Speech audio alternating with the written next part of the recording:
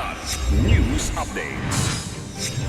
Mga balita ngayon, helicopter bumagsak sa Pililla, Rizal, 2 sakay patay. PBBM repatriation ng mga Pilipino sa Middle East hindi pa posible sa ngayon. Drug-cleared province ng Aurora, ginawaran ng Balangay Seal ng PDEA. Ako po si Cesar Soriano para ihatid ang mga nangungunang mga balita sa buong kapuluan.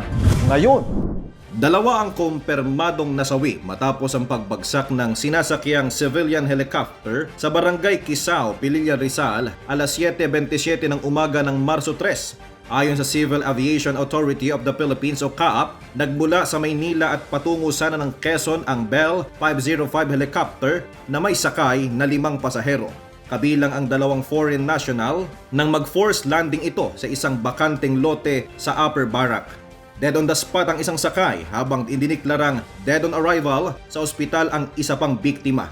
3 naman ang sugatan sa insidente, kabilang ang piloto nito na isinugod sa Rizal Provincial Hospital sa Morong. Patuloy ang koordinasyon at investigasyon ng CAAP upang matukoy ang sanhi ng aksidente.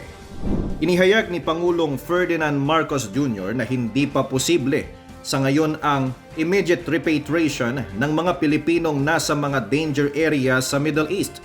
Sa isang press conference na pinangunahan nito ngayong Martes, sinabi ng Pangulo na batay sa pinakahuling datos hanggang Martes, umabot na sa 1,460 Filipino ang humiling ng repatriation. Pinakamarami ang mula sa Dubai na may 586, sinundan ng Israel na may 297, Abu Dhabi na may 270, Bahrain na may 231, Jordan na may 22 at Iran na may 10. Tiniyak naman ng pamahalaan ng patuloy na pagmomonitor sa sitwasyon habang inuuna ang kaligtasan ng mga overseas Filipino sa rehiyon. Pinayuhan din nito ang mga Pilipino sa mga apektadong lugar na manatili muna sa ligtas na lugar at makinig sa abiso ng mga tinutuluyang bansa. Kinilala ng Philippine Drug Enforcement Agency o PDEA ang pamahalaang panlalawigan ng Aurora sa paggawad ng Balangay Seal of Excellence matapos mapanatiling drug-cleared ang lahat ng 8 bayan nito. Tinanggap ni na Governor Isidro Galban at Provincial Administrator Sherwin Taay ang parangal sa Kapitolyo noong March 2, Lunes. Itinuring na pinakamataas na pagkilala ng PDEA ang naturang seal para sa mga LGU na epektibong nagpapatupad ng Barangay Drug Clearing Program.